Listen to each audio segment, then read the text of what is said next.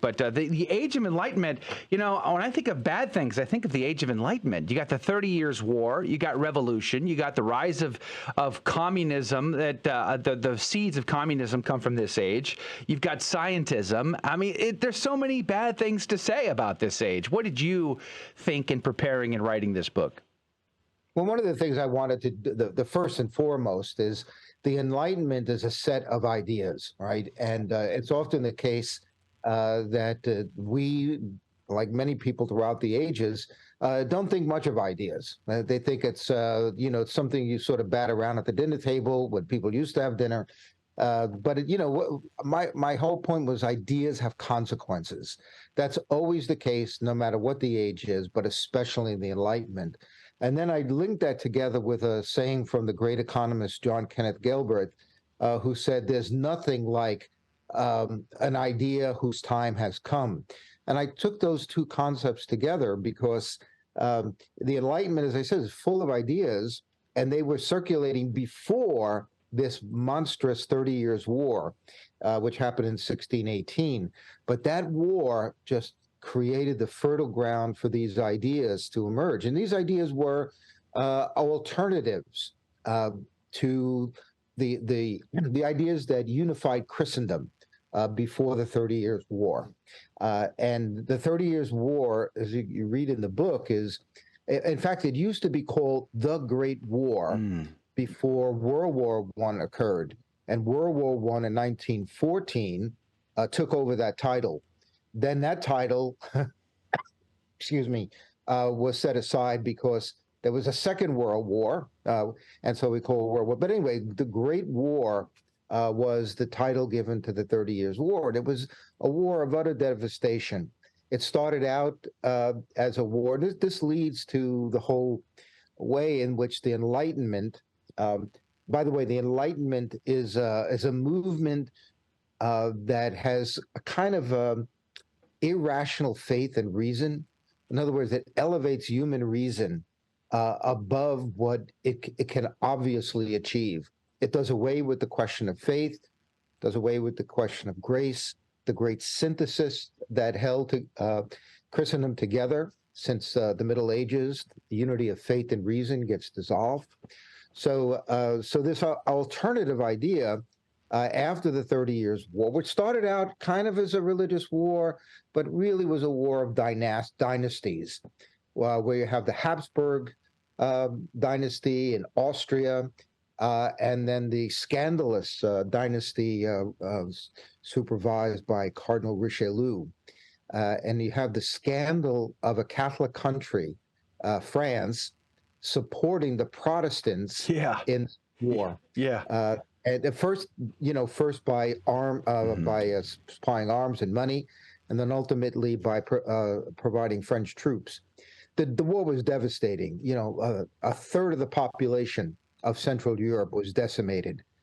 Castles, shrines, just amazing destruction all around. Plague, all kinds of devastation to churches, especially. So, people in this war said, look, when the war ended in 1648, and there was this big Congress in Westphalia, in what's now Germany, people said, wait a minute, this is, and intellectuals love to play this, as they say, this is a war of religion, right? And there was Protestants on the one side, Catholics on the other, and nobody won, right? So whereas, everybody was assured that God was on one side or the other. And when it didn't happen, and there was this kind of exhaustion of men at war, people began to look and support, ordinary people began to support these elite intellectuals. People like Voltaire, for example, Isaac Newton, Immanuel Kant, all, they had plenty of ideas to offer. And all of a sudden, in 1648, the nation states were buying. And they were looking for an alternative to run their countries that did not rely on religion, on Christian principles. And so they set aside these because this in the minds of many just proved to be no way to run a society. And so instead of theologians advising kings you have this rash of people who are economists, political scientists, all becoming the power behind the throne in Europe. So that's that's what I mean by this war created the seed, the fertile seedbed for these ideas. And I would make a corollary today. We would talk about the election. There's always, with today in the year 2022, we have these think tanks all over the country, and they generate ideas, they generate policy questions, and as soon as the right party comes into power, that new party is eager for new ideas, and they get them from these think tanks. Well, the same thing happened in 1648. There was, there's new ideas that seemed to be an alternative, because the idea of religion and politics, or religion being Christianity being the guiding force of politics, just was seen to have not worked. I interviewed your son, Dominic, about a year and a half ago on the French Revolution. And I had not realized that during the French Revolution, which is, the resulting time period after Voltaire, after the 30-Year War, about 100 years afterwards, and the War of the Vendée had according to your son was telling me that was the first case of genocide where they slaughtered the Catholics, put them out on boats and destroyed them in order to wipe them out. And this was all a result of the French Revolution. But we have about 1 minute left. What do you think about the resulting effects for Catholics? Well, yeah, that's as my book progresses beyond the 30 Years' War. The book tracks how these ideas become infiltrate into various corners of Europe, and of course, America is a product of the Enlightenment, right? There are some historians who call America the Empire of Reason. Well, in France, there was also hold that thought. Yes, so the ideas that were began circulating in the mid 1600s, they eventually worked their way up into the 1700s, providing one basis for the American Revolution, and then quickly after that, the French Revolution. The American Revolution took one kind of turn.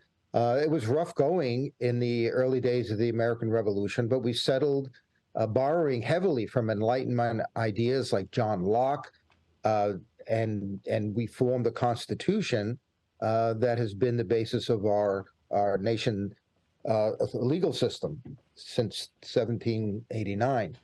But in France, it took a very different turn.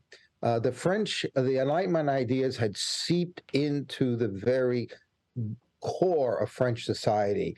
They circulated through salons, cafe life, and when the things got really bad in 1789 in France, the progress of the French Revolution borrowed more and more from the radical ideas of the Enlightenment, such that, in replacing France, the great Catholic daughter of the church, right? They replaced their whole system of chapels, churches, with temples of reason, and the devastation of the church. But, the question of what Adrian raised about the scorched earth policy of the French Revolution in the very Catholic area of the Vendée in France, that was the turning point. It was a horrific horror where at the high point, besides the kind of genocide of the Catholics who resisted, the Catholics resisted the French Revolution. There was a Carmelite monastery or Carmel, where 16 Carmelite nuns were executed for refusing to disavow their faith and their vocation. That was the turning point. At that point, Robespierre, who was the mastermind of this terrorist, it's an internal terrorist state, and the nuns were marched to the guillotine, 16 of them. Now, this was memorialized. It's very curious. The great Catholic writer George Bernanos wrote a book called The Dialogues of the Carmelites, in which he memorialized this event of the execution of the Carmelites. When that happened, that kind of martyrdom that stopped the reign of terror, because then the very man who perpetrated it, Robespierre, was himself executed, and that was the end of it. The revolution in France never really became settled until after the Napoleonic Wars. And my book takes it up through that. But there's a very curious point about how these ideas even continue into the 20th century. You know, the book, The Dialogues of the Carmelites, that memorializes this martyrdom during the French Revolution, was made into an opera in the late 1950s by a composer named Francis Poulenc. Now, in Houston, we had the benefit last year of the Houston Grand Opera stage this opera. It's very powerful. In the opera, the nuns go singing to the guillotine one at a time, singing the Salve Regina, and the chorus of voices becomes less and less until there's one left. Very, very powerful ending. But why was that opera so powerfully received? I mean, it became immediately part of the repertory of opera.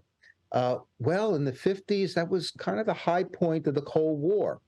And, you know, the Russian state, the Soviet state, was behaving in ways very similar to the terror state of the French Revolution.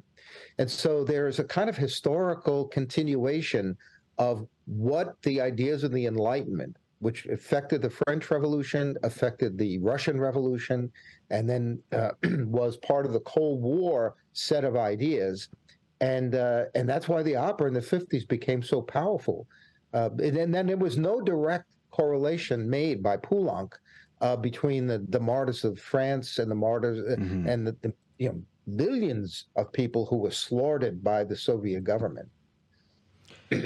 Mr. Aquilla, I have a question here. You know, you set up what you called the seeds for this revolution, for this even this country that we're a part of now, right? I mean. And you also talk about how this Enlightenment was really the end of what we would consider to be Christendom.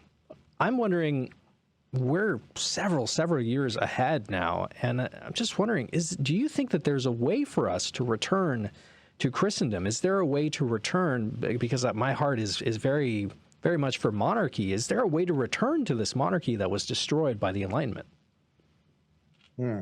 That's a great question. In fact, my good friend, Father Jim, who is the president of University of Mary, he wrote a book that circulated, a very short book, circulated, and saying that idea of kind of a restoration of Christendom is not about to happen, is not likely to happen. Right. I don't know that I would put it that way, but he, you know, to sort of rescue Christendom or the idea of a Christian society, he says we have to see ourselves right now as the early Christians did during the Roman Empire. You know, a kind of a group of true believers, a remnant, as they say, who will carry on under this kind of regime that is not just America, but now Western Europe, is entirely hostile to Christian ideals and you know, and Catholicism. That, you know, you could see just the persecution of the church happening. Kind of the very same things that happened in the French Revolution. It was statues were torn down, churches were desecrated. Well, you see that happening today, right? Right. You know, there's the tearing down of the statues of Saint Junipero Serra and other kind of desecrations. There was something on Facebook I saw turn my stomach the other day, you know, where people in a circle were kicking a Bible like it was a ball. Wow. You know, this kind of desecration. So I think we're more like, and I agree with Father Jim, we have to have a mindset now, you know, that we are, it's like living in you know, under the regime of the Roman Empire. And that's what we face today. The restoration of a monarchy, Well, that in America, of course, that would be Very hard. It'd be a revolution. That would be very hard here. A constitution. I that you nominate cannot myself have as candidate. So everyone who goes to go nobility. vote today, just write in Adrian for King. Adrian for King, yeah. You know, one of the things I was thinking about is a book by Diane Mozart, God rest her soul. She passed away, called 10 Dates Every Catholic Should Know. I loved that book. It was so good. It was so, so good. And one of the points she makes in what she basically does in her book, I don't know if you ever read Diane Mozart's book, 10 Dates Every Catholic Should Know, by the way, Dr. Aquilla? No, I haven't read that Great book. So she tries to correlate heaven's messages and historic events and how these things are in relation to each other. So, and you sort of bring one of these things up, St. Margaret Mary Alacoque, receiving this incredible message from heaven about the devotion to the Sacred Heart of Jesus. But this wasn't just a good piety. This had political implications. She was to take this to the king himself, and the king was supposed to enact this devotion through all of France. And guess what? He didn't do it until, I think it was his grandson, and he was about to be beheaded anyway. So it was like a day late and a dollar short. And that's one of my questions for you is, in going back through this period of time, in writing this book, do you think heaven was trying desperately? I mean, you have Our Lady of Sorrows, you've got the Sacred Heart devotion with Margaret Mary, and really, honestly, did the world ignore these messages, and then that's part of the reason why we got just a few short years later Our Lady of Fatima? Well, I think that's a good point. I'm going to go read that book right away. The one place, what I try to do in this book, which goes to this point of something like the visions of Saint Margaret Alacoque, and that is traditional, or if you go out and buy a book on the Enlightenment today, most of what happens in Catholicism is just suppressed, ignored. It doesn't come into the narrative story at all. And what I try to do in this book is say, look, there were, first of all, there were Catholics who participated in the science of the Enlightenment. Science is like, if you talk about an idea that persists, we just went through this pandemic, and what was the motto, the mantra? Follow the science. Yeah, that's an Enlightenment idea to the hilt. Right? That worked out. Well, so what I try to do is say, look, there was Catholics who participated in that. The Jesuits, for example, they were the kings of mathematics during even the Enlightenment atheists. So Voltaire, for example, said, they're so good, I wish they were on our side. That's so we participated. But the other thing that I try to bring out is there was a spiritual counterculture throughout the Enlightenment. You got about 30 seconds. And you could see it. Yeah, you could see it. This is the case of Mary Margaret Alacoque. But in the book, I link it to a great philosopher at the same time who they probably didn't know each other, Pascal, who was a great philosopher of the heart, not sentimental heart, but the heart is the core of who we are, that embraces both faith, reason, intuition, intellect, and emotions. Yeah. Well, we're just about out of time with Dr. Dominic Aquilla, and I encourage you to check out this book now. I think it's about to be released, actually. It's The Church and the Age of Enlightenment, Faith, Science, and the Challenge of Secularism by Ave Maria Press. Dr. Aquilla, God love you. God bless you. Thanks for your time today. Thank you very much. Good to see everybody. Good to see you, too. Hopefully we'll have you back soon. All right, go vote, because it's your civic and moral duty to do so, according to Holy Mother Church. Adrian says you're welcome to write his name in on the ticket if you want good options. Otherwise, we'll see you back here tomorrow morning. But if you can join us in the next hour, Brent Haynes is going to be on. All that plus the game show and the after show. Go to grnonline.com/CDT. God bless you. God bless you. Ladies and gentlemen, this is your captain speaking. We're currently cruising at 39,000 feet. We'll turn that seatbelt sign off for you and let you move about the cabin. Looks like we're about 2 hours and 10 minutes from landing. Plenty of time for you to pray for religious vocations. Wouldn't it be great if everyone prayed daily for vocations to the religious life? Why not start today? A friendly suggestion from Guadalupe Radio Network.